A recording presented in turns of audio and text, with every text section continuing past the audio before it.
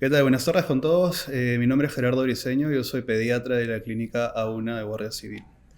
Muy buenas tardes con todos. Mi nombre es Omar Reyes, soy pediatra y además tengo la subespecialidad de oncología pediátrica. Trabajo en la clínica A1 C de Bellavista. Tener un hijo es una aventura nueva y muchas veces es una sorpresa para los padres y sobre todo cuando es el primer hijo están un poco ansiosos, esperados si lo que hacen está bien, qué debo hacer, qué no debo hacer, etcétera.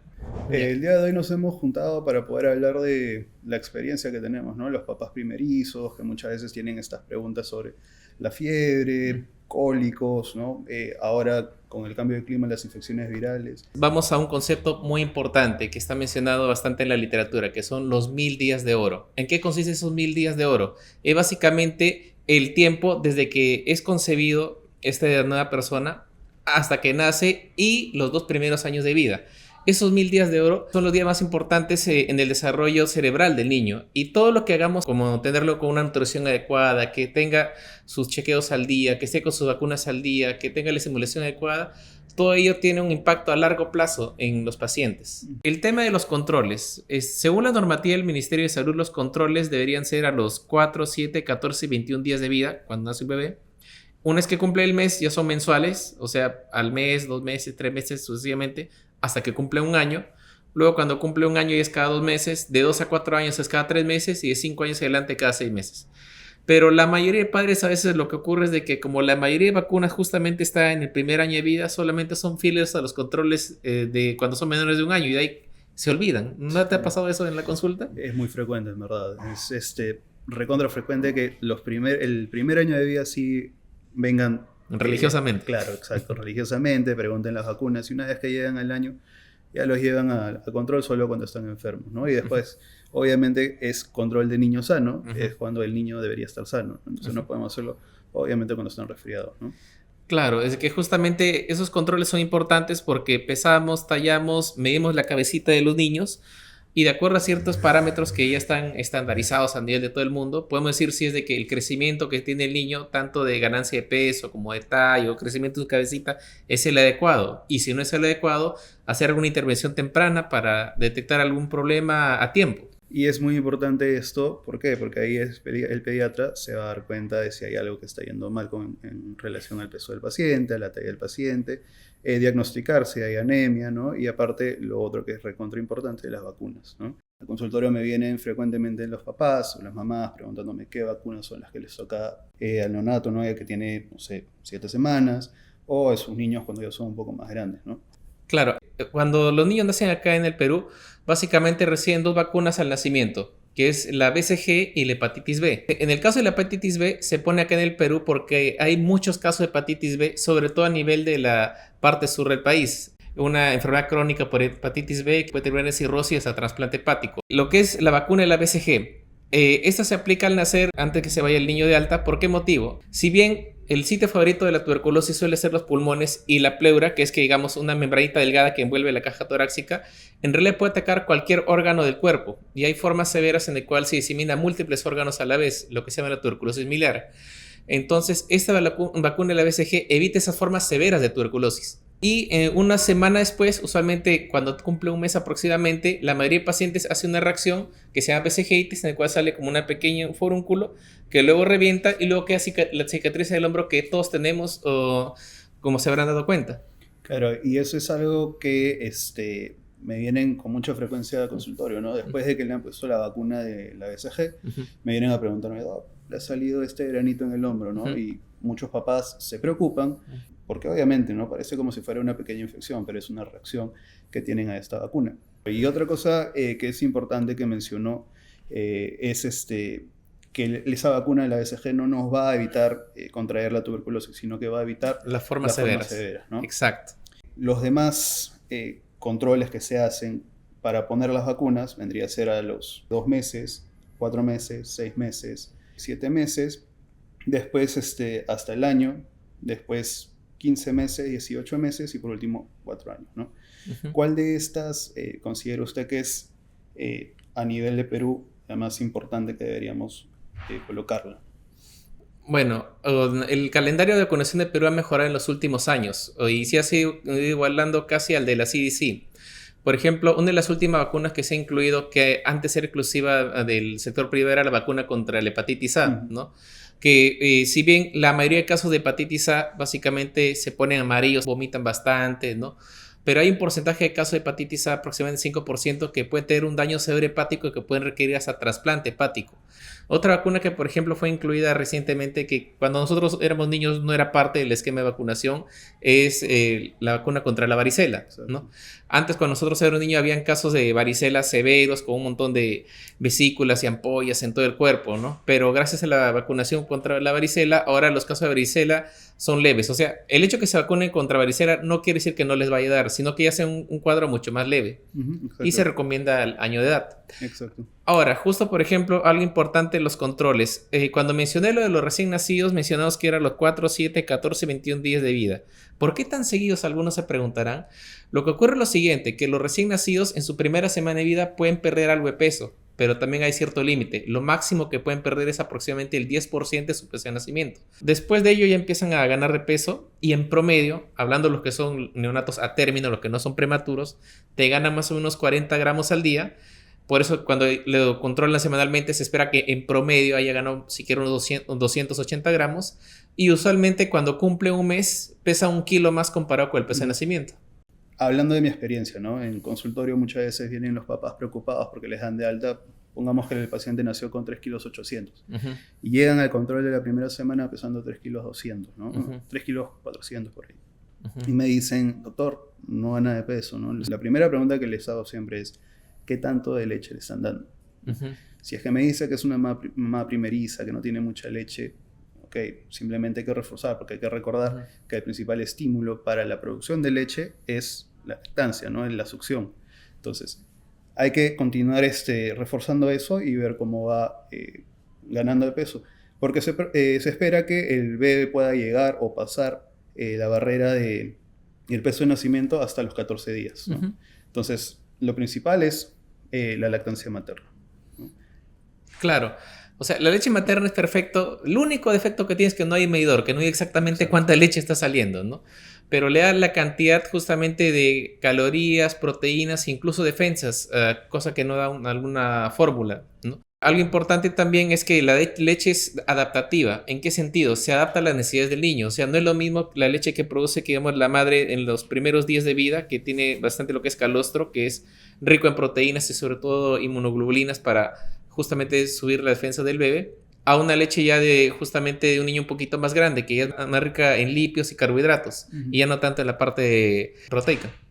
Lo otro que creo yo que es importante hablar y que muchos papás tienen preguntas en consulta es respecto de las deposiciones de los niños, ¿no? Muchas veces me llegan papás a la consulta diciéndome, doctor, mi hijo hay días que hace 4 veces al día y otras ya se pasa 1 día, 2 días, 3 días sin hacer deposiciones. Claro, o sea, tampoco es de que, digamos, los niños son como un reloj suizo, que tiene que hacer su deposición exactamente a la misma hora todos los días y se muere 1 minuto y ya se estrelló. No necesariamente es así, ¿no? El estreñimiento no se define tanto por la frecuencia de las deposiciones, sino las consistencias, ¿no? Si son heces duras, como son las heces del conejo, del cuy, así como piedritas, y le causan dolor al hacer las deposiciones, obviamente si el paciente es estreñido, ¿no? Pero que hacen deposición incluso cada 3 o 4 días no habría ningún problema. Exacto, ¿no? Y aparte hay que recordar que el sistema gastrodigestivo del niño es inmaduro, entonces van a haber días en los que sí, me va a hacer 4, 5, 6 veces al día y después pueden pasar 2, 3, 4, hasta 5 días sin hacer deposiciones. Y como menciona usted, ¿no? ¿Cuándo es que me debería preocupar? Si son deposiciones duras, dolorosas. El niño llora, obviamente, cuando hace las deposiciones e incluso sale con sangre. Claro. Esas son las deposiciones que a mí me deberían preocupar, ¿no? Las únicas deposiciones que, digamos, son algo frecuentes son en las primeras etapas, cuando son recién nacidos, 1 mes, 2 meses, hasta 3 meses quizás. De ella, conforme va creciendo el niño, su intestino se hace mucho más largo y ya las deposiciones se van espaciando un poco más. Pero claro, cuando son recién nacidos, nosotros llamamos recién nacidos a todo el que tiene menos de 1 mes, literalmente lactan, defecan, lactan, defecan, lactan, defecan. Un reflejo gastrocólico, exacto, ¿no? Ahora, lo otro que también me mencionan los papás y que yo suelo hablar con ellos es el color de las deposiciones, por ejemplo, ¿no? Si me dicen, doctor, está haciendo deposiciones verdes, ¿no? Yo les digo, para mí, lo único que me debería preocupar si son deposiciones blancas, o si son deposiciones negras, o si son deposiciones con sangre. ¿No? El resto del color en verdad va a variar, y sobre todo después de que comiencen la alimentación complementaria, que es a partir de los 6 meses, va a comenzar a variar eso. Correcto, de acuerdo a lo que ingiere. Usualmente que son verdes es porque hay un tránsito intestinal acelerado, o sea, está pasando rápidamente las heces por los intestinos y no permite que haya una absorción adecuada. Pero también hay otras cosas que pueden estreñir, y justamente acá un poco hablar el tema de la lactancia materna y las fórmulas, ¿no? La mayoría de fórmulas se parecen en la medida de lo posible a la leche materna, pero no van a ser 100% iguales, ¿no? Aparte de que la mayoría tiene, digamos, una alta cantidad de azúcares, por lo cual usualmente provocan sobrepeso y obesidad en los niños, y es proteína de leche de vaca, que no es lo mismo que la proteína materna que me produce la lactalbúmina, ¿no? Entonces, usualmente, como es de más difícil digestión, causa estreñimiento. Y si encima se agrega que al momento recibe el niño suplemento de hierro como preventivo tratamiento de anemia, si suma los dos, peor todavía, el paciente se estreña un montón. Ahora, lo otro también es muy frecuente, son los cólicos del lactante, ¿no? O sea, ¿quién no ha tenido, qué pediatra no ha tenido familiar o, bueno, digo, pacientes que hayan venido a la consulta refiriendo, doctor, mi hijo está llorando toda la noche, se la pasa llorando, y elimina muchos gases, ¿no? Obviamente que cuando son cólicos o uno tiene la sospecha de que sean cólicos, lo primero, ¿no? Hacer un buen examen físico del paciente para descartar cualquier causa orgánica, o sea, descartar algún tipo de enfermedad, para después poder definir si es un cólico de lactante, ¿no? O sea, es muy frecuente que los bebés puedan llorar. Es más, hay estudios que te dicen que más o menos a las 6 semanas de vida pueden llorar inclusive hasta 3 horas al día. Más o menos son la famosa regla de los 3. Exacto. A las 3 de la mañana lloran 3 horas, ¿no? Y usualmente entre los 3 semanas y los 3 meses de vida, y luego suele desaparecer. Exacto. ¿No? Entonces, ¿qué es lo que yo siempre les digo? Primero, la técnica de lactancia, ¿no? Si escuchamos al bebé que está lactando, o sea, y escuchamos ese sonido que normalmente solemos escuchar, es que está tragando aire. Por eso también se recomienda que haya una técnica de lactancia adecuada. O sea, que digamos, este es el pezón de la madre y este es la boca del bebé. Tiene que ir el pezón pegado al paladar superior y estar con el labio inferior vertido, ¿no? Y la mamá tiene que estar cómoda al darle lactar, ¿no? O cuando hay una adecuada técnica de lactancia no tiene por qué dolerle, ¿no? Si es que le duele es porque no está, digamos, cogiendo bien el bebé. O a veces puede haber algún problema, por ejemplo, que eso algunos se preocupan los padres, de que tiene frenillo lingual o algo por el estilo, ¿no? A continuación vamos a pasar a algunas preguntas que nos ha hecho el público a través de las redes sociales. A ver, ¿cómo debe verse el ombligo cuando se cae el cordón umbilical? Bueno, el cordón umbilical suele caer entre la primera y segunda semana de vida, ¿no? O una vez que cae, va a quedar como una pequeña zona con una cicatriz y luego posteriormente eso va a ir cerrándose por completo. Algunos pacientes al nacimiento pueden tener hernias umbilicales, que básicamente, no sé si han notado algunos que cuando pujan se forma como un globito, ¿no? A nivel del ombligo. Pero la mayoría de hernias umbilicales se cierran solas, no hay necesidad de que pongan fajas, monedas ni cosas por el estilo. Si es de que llegada la edad no cierran, ahí sí tienen que ser evaluadas por cirugía pediátrica. ¿Cómo debe cuidarse uno el ombligo cuando se cae el cordón? Se limpia con alcohol. Lo que se limpia básicamente es la zona blanquita en la inserción del ombligo, no tanto en la misma piel. Y con alcohol de 70 grados sin yodo, con un hisopo, 3 veces por día hasta que cae el cordón. Ahora, por ejemplo, una complicación que sí ameritaría llevarlo a emergencia, que, por ejemplo, noten que la zona donde está el cordón está roja, caliente y con mal olor. Eso puede ser una infección que se llama onfalitis. ¿Es normal que no duerman 2 o 3 horas y se despierten llorando sin razón? Sí, ya que el sueño de los niños cuando son recién nacidos se fracciona. Están unas 2-3 horas dormidos, otras 2-3 horas despiertos. Conforme van creciendo, van acomodándose poco a poco al horario de un adulto. O sea, estar todo el día despierto y toda la noche dormido. Pero eso más o menos ocurre aproximadamente cerca del año, 6 meses o los 2 años de edad. Antes de ello el sueño es fraccionado. ¿Qué debo hacer si mi bebé tiene fiebre alta?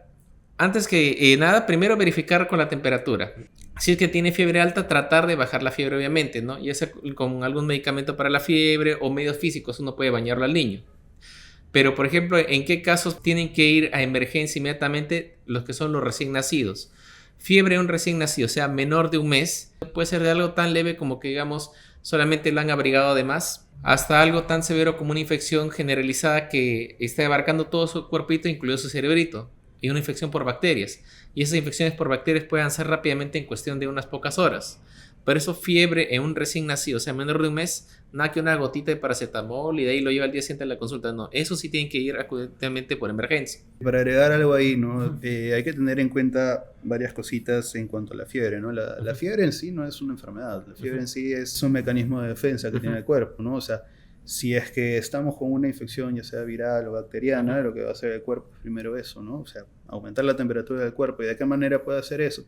Uno, las manos, los pies se ponen fríos porque hacemos lo que se llama vasoconstricción para que el centro del cuerpo tenga la mayor cantidad de sangre y eso aumenta la temperatura. Y lo otro, obviamente, es los pequeños temblores que tienen los escalofríos. Exacto. Esos movimientos del músculo generan calor, ¿no? Para poder aumentar la temperatura. Entonces es normal y yo supongo que le ha pasado también a usted que lleguen a la emergencia diciéndome, doctor, sus manos están frías o están temblando mucho, ¿no?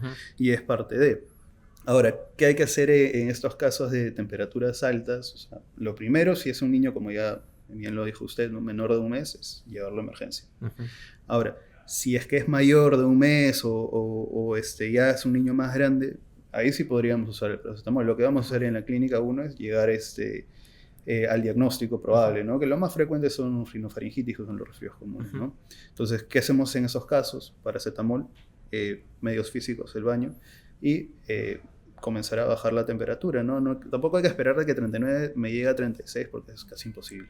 Correcto. Además, los medicamentos vía oral, por ejemplo, el paracetamol vía oral, ya sea en gotas, jarabe o en niños más grandes pastillas, demora más o menos hacer efecto 1 hora, hora y media, ¿no? Salvo que haya otras presentaciones que hay endovenoso o también en supositorio, eso sí pueden bajar más rápidamente la temperatura. Y lo otro que viene a consulta o a emergencia es las convulsiones febriles, ¿no? Claro, eso básicamente es un tema hereditario, pero las convulsiones febriles ocurren entre los 6 meses con un pico alrededor de los 2 años y hasta máximo los 5 años. Exacto. Y como su mismo nombre dice, están asociadas con fiebre. ¿Qué quiere decir? Que el paciente hace fiebre por cualquier motivo, sea un resfriado, una diarrea, etcétera, y el solo hecho de hacer fiebre provoca que tenga convulsiones, ¿no? Que son generalizadas. Ahora, son raras, tampoco es que sean frecuentes, ocurren en 5% de la población inclusive, así que no les preocupe mucho eso, ¿no? Y además, el pico es a los 18 meses, después de los 2 años es muy difícil. Ya empieza a bajar. Exacto, ¿no? ¿A qué edad puedo darle alimentos sólidos? Bueno, lo que se recomienda es que desde que nace hasta los 6 meses, solamente pecho y nada más que pecho. O si no tiene suficiente producción, se puede apoyar en alguna fórmula, ¿no? De 6 meses a 12 meses es la etapa de transición, en la cual ya para el tamaño y peso que tiene el bebé, ya la leche materna va a quedar insuficiente. Y poco a poco se va disminuyendo la cantidad de leche materna y se aumenta el tema de las papillas, ¿no? Para que así cuando ya tienen el año de edad y ya tienen los músculos tanto vocales y la musculatura también masticatoria desarrollada, ya pueden ingerir alimentos sólidos, por lo cual los alimentos sólidos recién se recomiendan a partir del año de edad, ¿no? Y los alimentos blandos, las papillas, a partir de los 6 meses. Okay. Ahora, también están preguntando qué hacer si mi bebé no quiere comer. Eso va a depender mucho, ¿no? Depende de la edad que tiene. Si es un lactante, obviamente, tenemos que obligar, por así decirlo, a que lacte, ¿no? O sea, no vamos tampoco a dejarlo que esté unas 5 horas sin comer, sin alimentar, sin lactar. Ya cuando son un poco mayores, también tenemos lo que son los picky eaters, ¿no? Que son muy selectivos a la hora de comer. Claro, o sea, ahí, por ejemplo, hay varias causas. La anemia puede provocar que un niño que, digamos, no tenga mucho apetito. Lo segundo, que a veces se le ofrece a un niño una porción de comida más de lo que realmente puede comer. Es como que a ti yo te dé un pollo entero a la brasa con papas y un litro de gaseosa, y el hecho que no lo termines digo que tú no quieres comer. Es que en realidad es demasiado para ti, ¿no? Igual, de manera proporcional al niño. O sea, el niño se autorregula y para eso justamente son los control del niño sano, ¿no? Mientras el niño esté ganando de peso y talla adecuada, lo que está comiendo es más que suficiente. Preocuparía así si dijeran no quiere comer y vemos que sus controles, su peso se esté estancando, pero bajando o que no esté ganando de talla adecuadamente. Por eso tenemos unas curvas, ¿no? Que idealmente la curva de peso y de talla debería ir hacia arriba y no debería estar estancada ni debería ir para abajo. Correcto.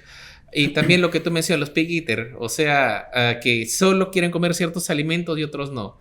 ¿No? O sea, dice no quiere comer, pero le ofrece su comida chatarra favorita, eso sí lo quieren comer, ¿no? El niño realmente enfermo, así le ofrezca su plato favorito, no te lo come. Exacto. El que realmente está enfermo y tiene alguna enfermedad grave.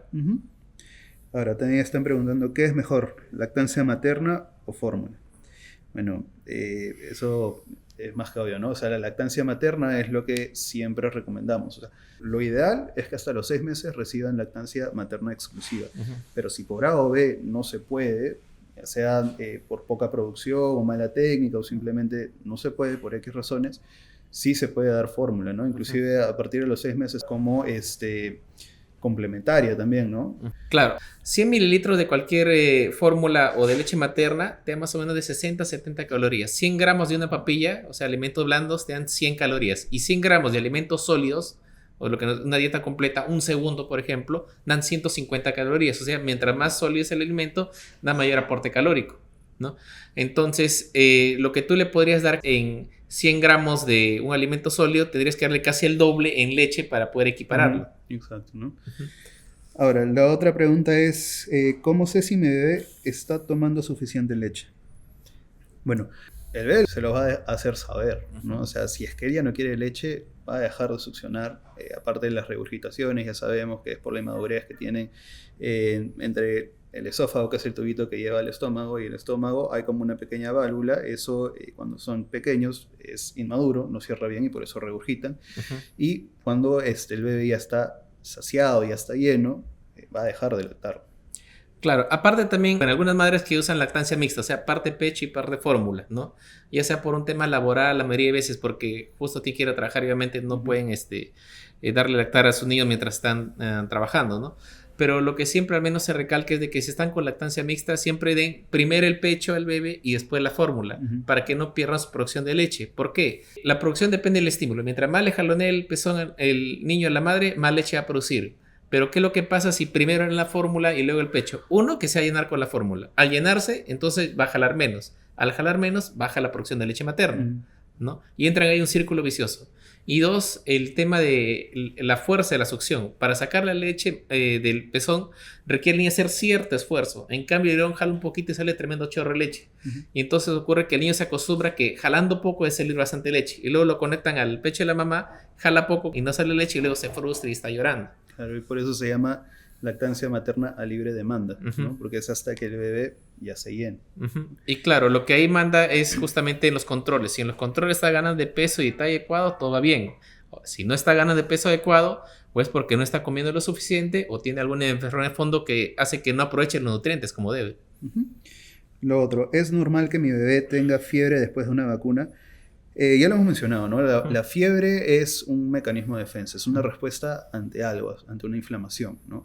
Las vacunas en sí se extraen de las bacterias, son mismos virus atenuados incluso que se aplican y se introducen al organismo. Entonces es obvio que el organismo vaya a reaccionar. Hay dos sobre todo que son las que causan más fiebre, ¿no? Que son la pentavalente o la hexavalente y la SPR, ¿no? Claro, ahí por ejemplo la fiebre por vacunas lo usual es máximo hasta 48 horas después de aplicada la vacuna. Si más allá de las 48 horas persiste con fiebre, ahí quizás el tema no sea la vacuna. Puede ser que coincidentemente el niño se haya infectado de algún proceso, usualmente por virus, y tiene que ser reevaluado. Ahora, hay una excepción ahí, ¿no? La vacuna de la SPR inclusive puede producir la fiebre después de 2 semanas, o sea, esa es la excepción, ¿no? La pentavalente o la hexavalente sí por lo general suele aparecer después de las 48 horas de aplicar en la semana, pero la SPR sí se puede prolongar inclusive un poco más. La siguiente pregunta es, ¿cuáles son las vacunas obligatorias y cuándo se deben poner? Bueno, ya lo hemos mencionado, tenemos que llevar a nuestro niño a control de niño sano para que puedan ser evaluados y nos puedan indicar las vacunas, ¿no? En el esquema de vacunación del MINSA se aplica al nacimiento la BCG y la hepatitis B. A los 2 meses se pone la pentavalente, la de polio, se pone rotavirus y neumococo. Hay una pequeña diferencia, que el sector público está disponible como pentavalente y el polio intramuscular, y en el privado está fusionado uno solo, que es la hexavalente. Estas se van a repetir a los 4 meses y a los 6 meses se aplica la pentavalente, polio, influenza también. A los 7 meses es la influenza, después viene a los 12 meses que ya... La triple viral. Exacto, la SPR, la varicela, influenza. Después de los 12 meses vienen los 15 meses que se aplica la antiamarílica y la hepatitis A. Y a los 18 meses ADPT, SPR y polio, ¿no? Y a los 4 meses prácticamente las mismas, ¿no? ADPT, SPR, polio también. ¿no?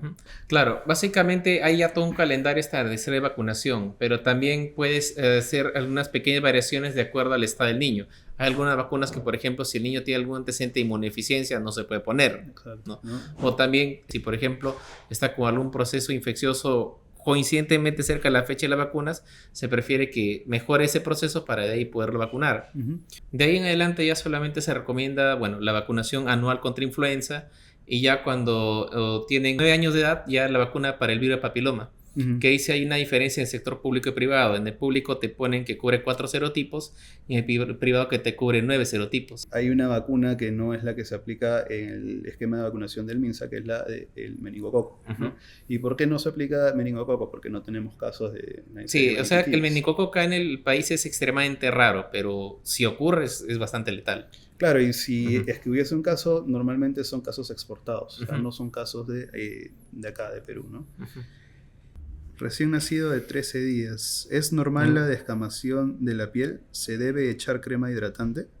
Sí puede ocurrir la escamación en los recién nacidos y es parte normal de su desarrollo en el primer mes de vida y no es necesario que se echen una crema hidratante, basta simplemente que se puedan bañar con jabón de glicerina y lo pueden bañar en un ambiente en el cual no corra viento unas 3 veces por semana. Ujú. ¿Recomienda el uso del fular? Bueno, el fular básicamente es como una pañoleta en la cual hay un mayor contacto la madre con el niño o desarrolla un mejor apego, ¿no?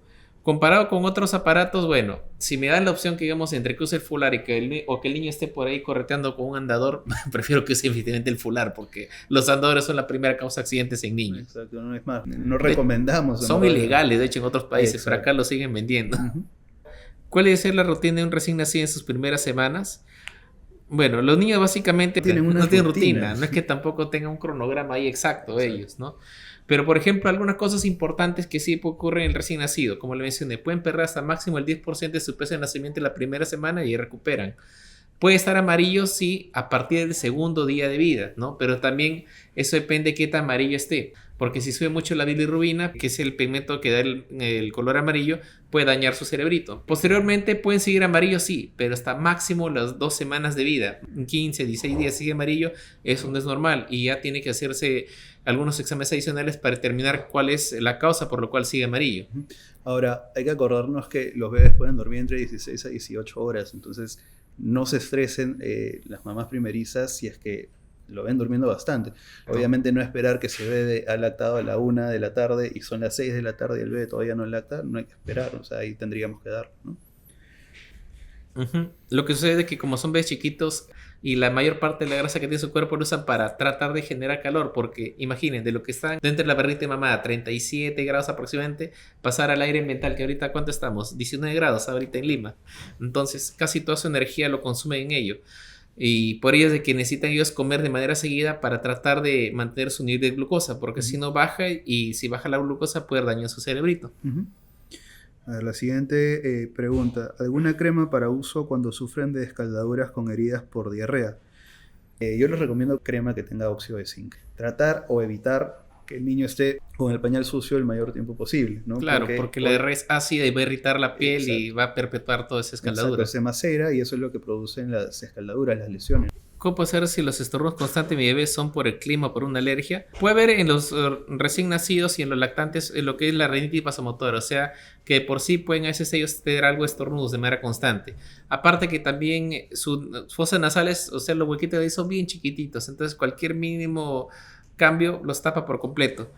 Ahora, cuando es un tema de alergia, usualmente eso ocurre más en niños más grandes. Depende mucho de la edad del niño, ¿no? Uh-huh. Si es un recién nacido, si es un bebé, la rinitis vasomotora, que es lo más frecuente, es normal. Por eso muchos niños tienen rinitis, que es el moquito que les cae, o los estornudos.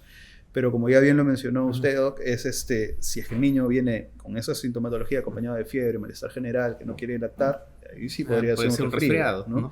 Y en los niños más grandecitos, si tienen solo los mocos, sin fiebre, sin alguna otra clínica, puede ser una rinitis alérgica. Más aún, si es que el papá o la mamá tienen antecedentes de asma o rinitis alérgica, obviamente podría orientarnos más a ese diagnóstico. ¿Mm? Es recomendable seguir sacando a pasear al bebé cuando hay cambios bruscos de temperatura entre mañana y tarde. En realidad, mientras esté abrigado adecuadamente no hay ningún problema. Tampoco es de que irse a los extremos. O sea, no quiere decir que lo saque el bebé con poca ropa o como ocurre a algunos, de que hace calor y le ponen 2 capas de ropa polar al bebé, ¿no? No, y no solo eso, sino que yo en consultorio he tenido pacientes que han tenido 3 polos, 2 pantalones, una casaca encima y una chopa encima. Y yo siempre les recomiendo que es bueno sacar al niño, ¿no? O sea, el niño debe salir para, uno, desarrollar sus sentidos, ver diferentes colores, diferentes sonidos, diferentes olores. Si es un niño más grande, socializar con otros niños de su edad. Si va a ser o no va a ser una neumonía va a depender, uno, de qué tan fuerte estuvo su sistema inmune en ese momento y del tipo de virus que tenga, ¿no? Algunos virus como el COVID, por ejemplo, ya se había visto que tiene más relación con algunas sobreinfecciones, ¿no? La siguiente pregunta es, mi hija no ha ido al baño ya casi 2 días y tiene 8 meses, ¿debería llevarla a la clínica? Bueno, eso es lo que ya habíamos mencionado también, ¿no? O sea, el estreñimiento, entre comillas, de los niños cuando son pequeños, ya se sabe que los niños pueden pasar entre 1 día hasta 5 días sin hacer deposiciones y no por eso significa que estén estreñidos. Como ya lo mencionó usted también, ¿no? O sea, va a depender de los síntomas asociados a ese estreñimiento. Si el niño tiene dificultad para ir al baño y cuando va al baño presenta dolor, molestias, son deposiciones duras como el conejo. O hasta incluso salió con un hilito de sangre al costado, ¿no? Ahí sí yo me podría preocupar.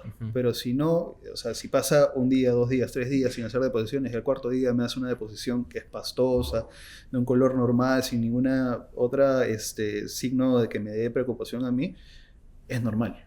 La siguiente pregunta es, mi hijo tiene 1 año y cada vez que cambia el clima le da fiebre leve. ¿Eso es normal en esta etapa?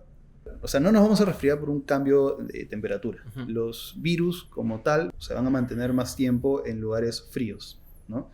Pero también ahí lo que ocurre es lo siguiente, que cuando hay la época de invierno, usualmente tendemos a estar más hacinados y con las ventanas cerradas, y eso hace que obviamente los virus se queden más estancados y uno pueda con mayor facilidad contagiarse. Exacto, y lo mismo ocurre cuando, por ejemplo, están de vacaciones y regresan al colegio, regresan a un lugar que es cerrado con 30 chicos más, basta que uno esté enfermo y en un salón que está cerrado. Exacto. Ahora, lo que sí podría pasar con los cambios bruscos de temperatura es que, bueno, nosotros en el tracto respiratorio tenemos como unos pequeños vellosidades que se llaman cilios respiratorios, ¿no? Que cuando hay un cambio brusco de temperatura, esos cilios como que se ponen un poco más duros. Lo que hacen esos cilios es purificar el aire que ingresa. Entonces ayuda a que los virus, las bacterias, todo lo que es malo, por así decirlo, se quede afuera. Pero cuando esos cilios se quedan duros, no cumplen su función y eso es lo que podría provocar también que haya más aumento de las infecciones respiratorias, ¿no? Pero no porque haya frío es que mi niño se va a resfriar, ¿no es así? ¿Puedo bañar a mi hijo todos los días si tiene menos de 6 meses? Podría bañarlo interdiario, ¿no? O dependiendo qué tanto calor haga en la zona donde está, ¿no? Pero eso sí, en ambiente cerrado, con agua tibia, donde no corra viento, ¿no? ¿Qué tipo puede ser con un bebé prematuro ante estos días de clima variable? Bueno, depende de qué tan prematuros hayan sido, ¿no? Pero lo más importante, evitar que se acerquen a personas que están con síntomas respiratorios, ¿no? Lo que para un adulto puede ser que hemos solamente un resfriado. Algunos dicen, no, solo estoy con mi alergia, ¿no? Para un niño prematuro sí puede complicarse una neumonía que lo puede llevar a que termine hospitalizado en una unidad de cuidados intensivos. Pero hablando por si acaso de los prematuros que todavía son menores de 6 meses, menores de 1 año. Y sobre todo si son niños que todavía no llegan a los 2 meses, porque las primeras vacunas son a los 2 meses. No tienen ni una sola defensa, literalmente. Exacto, hay que tener más cuidado, ¿no? Porque eso nunca faltan las tías o las abuelitas besucones, dicen qué lindo bebito, y lo besucoan, pero por ahí resulta que está un poco agripada, tosiendo, o también puede tener su lesión de herpes y lo puede complicar realmente. Y eso es algo que yo siempre les digo a los papás, hay que tratar de no estar besando a los niños y menos en la boca, ¿no? O sea, peor si son prematuros. Exacto, ¿no? Y sobre todo si son personas que no viven con el niño, peor, ¿no? La siguiente pregunta es, ¿cuál es la mejor forma de reforzar las defensas de los bebés sin abusar de medicamentos? Ya lo mencionamos, las vacunas. En países en el cual han habido mucha proliferación de movimientos antivacunas, enfermedades que ya habían desaparecido están surgiendo nuevamente, como por ejemplo el sarampión en Estados Unidos. Exacto, ¿no? Ahora, lo otro también es la alimentación. Correcto. O sea, los primeros 6 meses de vida, una lactancia materna exclusiva es lo que me va a dar los anticuerpos necesarios, ¿no? Las defensas necesarias de un niño. Y a partir de los 6 meses, obviamente, una alimentación... ya la aplactancia. Claro, la complementaria, como le decimos nosotros, para que también fortalezcan las defensas. No es necesario estar dándole tampoco medicamentos a cada rato ni nada de eso, ¿no? La siguiente pregunta es, doctor, ¿hay señales específicas de que el clima está afectando los pulmones o bronquios de un niño pequeño? El clima no me va a afectar en sí de los pulmones, ¿no? O sea, si yo tengo un niño que tiene antecedente de broncoespasmo, ¿no? O asma, o ha usado en algún momento inhaladores, es porque tiene ya broncoespasmo. Estos cambios bruscos sí pueden tener algún efecto en los bronquiolos, ¿no? Me pueden generar un poco de broncoespasmo. Claro, en las personas que son asmáticas, ¿qué cosas puede activar el broncoespasmo? El polvo, la humedad, los olores fuertes, el pelo, la pelusa de los animales y los virus respiratorios, ¿no? Pero esas son aquellas personas que tienden a hacer broncoespasmo. Ojo, no quiere decir que todos activen necesariamente. Si, por ejemplo, alguien es asmático, pero siempre ha tenido su perrito, o adquiere una mascota, pero el que la tiene no aumentó la frecuencia de broncoespasmos, no tiene que ver ahí nada del animal. Exacto. ¿No? Ahora, la siguiente es, ¿el uso de aire acondicionado por las noches puede causar enfermedades respiratorias en los bebés? En general no, salvo que sea un paciente que tenga antecedente de broncoespasmo de repetición. Ahora, hay lo que viene a ser aires acondicionados que reciclan el aire del mismo ambiente, por ejemplo, ¿no? Y otros tienen filtro cepa también. Exacto, ¿no? Pero los que no tienen esos filtros también pueden generar algún tipo de infección. No es que el aire me va a generar la infección, pero por ejemplo, si entra una persona que esté resfriada, tiene un virus, y el virus recircula en el medio ambiente, sí podríamos generar infecciones por eso, ¿no? Pero no es necesariamente que el aire acondicionado me va a producir una enfermedad, ¿no? Correcto. Siguiente pregunta. Doctor, ¿los cambios de clima pueden afectar también el sueño y el apetito del bebé? No tienen por qué afectarlo. O sea, su ciclo de sueño, la cantidad de horas que duerme, la cantidad de horas despierto, no es alterado por los cambios de clima. Ahora, el apetito, bueno, quizá podría aumentar un poco en invierno para tratar de compensar un poco el gasto metabólico para tratar de mantener el calor. Ahora, pero en algunos niños también por la cantidad de calor que hace y porque los sobreabrigan en las noches, obviamente sudan un poco más y eso los mantiene despiertos un poco más, ¿no? Entonces, claro, es como que en verano te manda a dormir con una casaca polar y una sábana polar encima. Exacto, y por eso es lo que le decimos a los papás, no sobreabriguen a los niños, porque más es el daño que les podemos estar causando a la piel que cualquier otra cosa. Claro, porque también, sobre todo en lactantes, si la abrigan demasiado, sudan y luego el sudor irrita la piel y hacen sarpullido. Exacto. Siguiente pregunta es, mi hijo suda mucho cuando duerme, ¿eso podría estar causando que se enferme seguido? En sí no tendría nada que ver y quizás el sudor podría explicarse porque está quizás demasiado abrigado el bebé. El sudor en sí es un mecanismo del cuerpo para tratar de regular la temperatura. O sea, si digamos alguien está en mucha actividad y genera mucho calor, el cuerpo trata de refrigerarlo produciendo el sudor. Ahora, otro tema con esta pregunta es lo que habíamos mencionado, ¿no? O sea, el cambio brusco de temperatura podría influir en cuanto a los cilios, respiratorios y todo eso, pero no necesariamente me va a generar algún tipo de infección, ¿no? La siguiente pregunta es, ¿qué medidas de prevención se pueden tomar en casa para evitar enfermedades respiratorias en esta temporada? En sí, yo siempre les digo a mis pacientes en consultorio, nosotros como adultos nos vamos a resfriar 4 a 5 veces al año y los niños pueden enfermarse entre 8, 10, 12 veces al año. O sea, es casi el doble, ¿no? Y la única manera de que evitemos que se enfermen los niños sería poniéndolos en una burbuja, ¿no? O sea, no vamos a hacer eso. Lo que, por ejemplo, pasó en la pandemia antes de las vacunas. Exacto. Los niños literalmente estaban en casa, encerrados, y los pocos que salían con mascarillas. Exacto, ¿no? Pero una vez que se levantó la cuarentena, y la cantidad de infecciones respiratorias que había en niños que nosotros le decimos los pandemials, incrementó demasiado. O sea, son niños que no tenían un sistema inmunitario tan desarrollado como el de otros pacientes que han estado en constante exposición a virus respiratorios y por eso hacían enfermedades respiratorias a repetición. La siguiente pregunta ¿es malo si elijo darle a mi bebé fórmula desde el inicio? Bueno, ahí el tema es lo siguiente, o sea, lo ideal es siempre darle leche materna. Hay unas pocas indicaciones en el cual sí debe darse fórmula y no sea leche materna. Por ejemplo, madres que tienen VIH no pueden dar lactar a los bebés porque le pueden contagiar por leche materna. Si consumen sustancias ilegales, cocaína, marihuana, no pueden dar lactar porque sale concentrado por leche materna. Si toman un medicamento muy fuerte, o sea, quimioterápicos o algo por el estilo, depende del medicamento, puede salir por leche materna y afectar al bebé, ¿no? O si, por ejemplo, se ha demostrado que por más que le trata de dar pecho, el bebé no está ganando adecuadamente peso, o se puede dar como una prueba unos días dándole fórmula y si empieza a ganar, ahí el tema era que no había una producción adecuada, ¿no?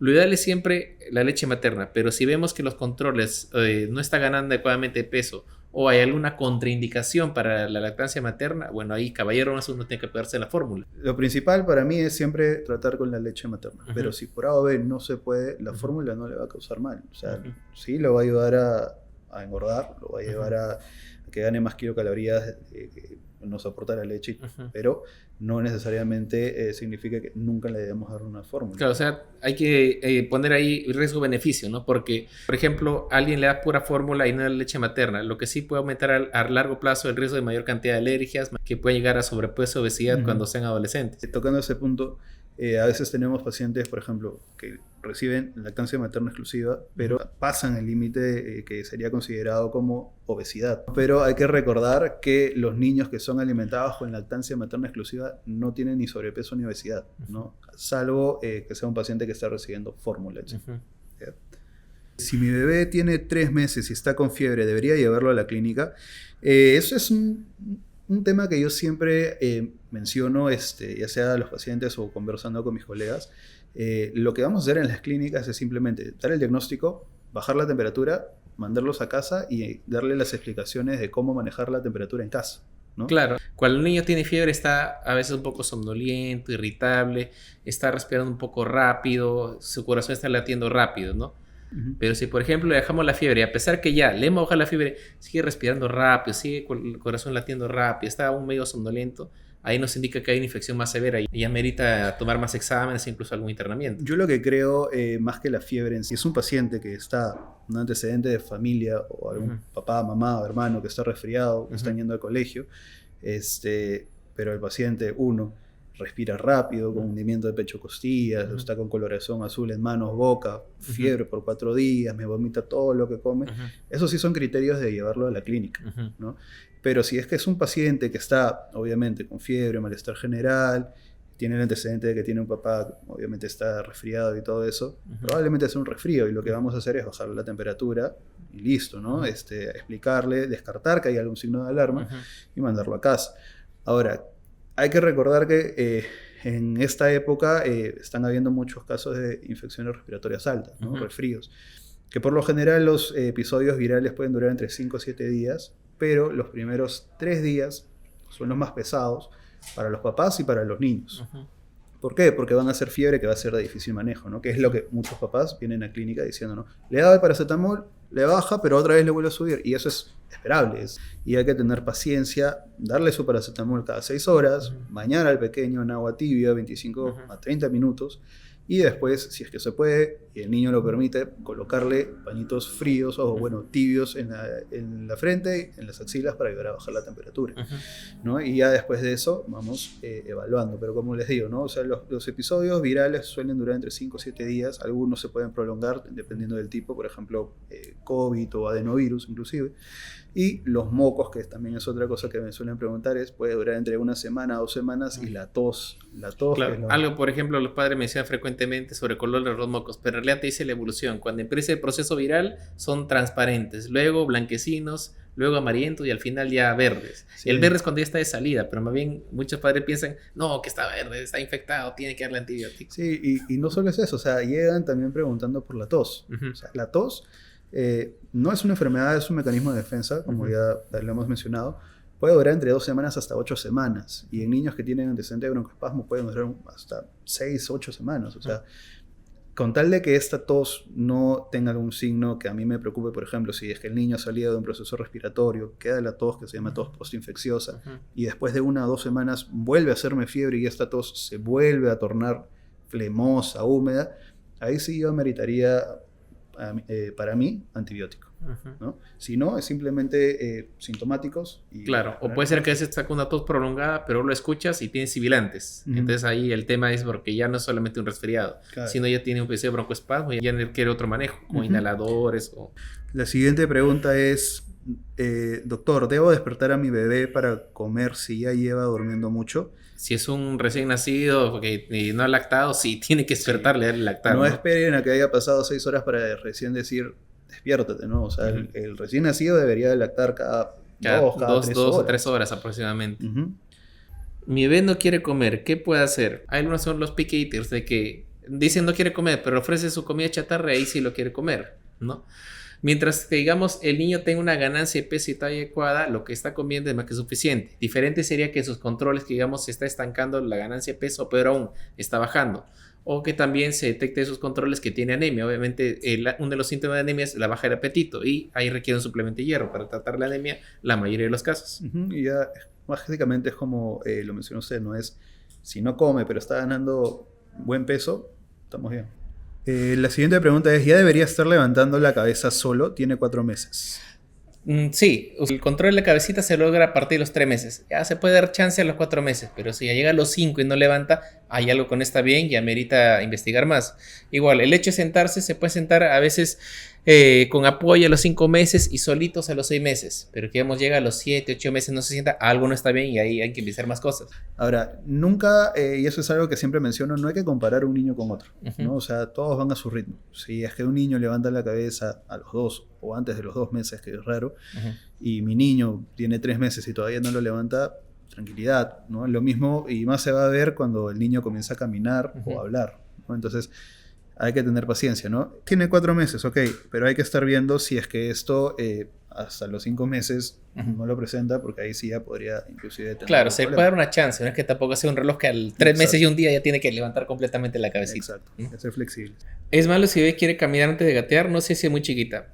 Bueno, los bebés en sí tienen ese reflejo de tratar de caminar, incluso desde recién nacido. Si usted agarra un recién nacido de las axilas y lo para sobre una superficie dura, va a ser el intento de caminar. Obviamente no tiene la fuerza necesaria en las piernas para mantenerse en pie. Los niños recién caminan hasta los 12 meses y ya corren solitos sin necesidad de ningún apoyo alrededor de los 18 meses. Ahora, por eso seguimos haciendo hincapié en la de control de niño sano. O sea, el bebé primero se va a sentar, ¿no? En una posición de trípode, abriendo los pies y apoyando las manos, ¿no? Después, a los 7, 8 meses ya comienza a haber un control torácico mejor y ya el bebé se sienta sin apoyo. Después de eso comienzan ya a darse vueltas y a ponerse en posición como de perrito para prepararse para el gateo. Ahora, hay niños que gatean, hay niños que saltan gateando y hay niños que gatean hacia atrás y otros niños no gatean y pasan de frente caminan. a caminar. O sea, si su pequeño pasa de frente a caminar, no hay por qué alarmarse. Bueno, esas fueron todas las preguntas que mencionaron. Les agradecemos mucho y esperemos que hayamos podido responder en la mayoría. Bueno, sí, y los invitamos a que puedan atenderse en las diversas sedes de las clínicas AUNA que hay en todo el país. En mi caso me pueden encontrar en la sede AUNA Bellavista como Dr. Omar Reyes. En mi caso, yo estoy en la clínica AUNA de Guardia Civil, soy el doctor Gerardo Briceño. Y a cualquier cosa podríamos vernos en consultorio externo. Muchas gracias.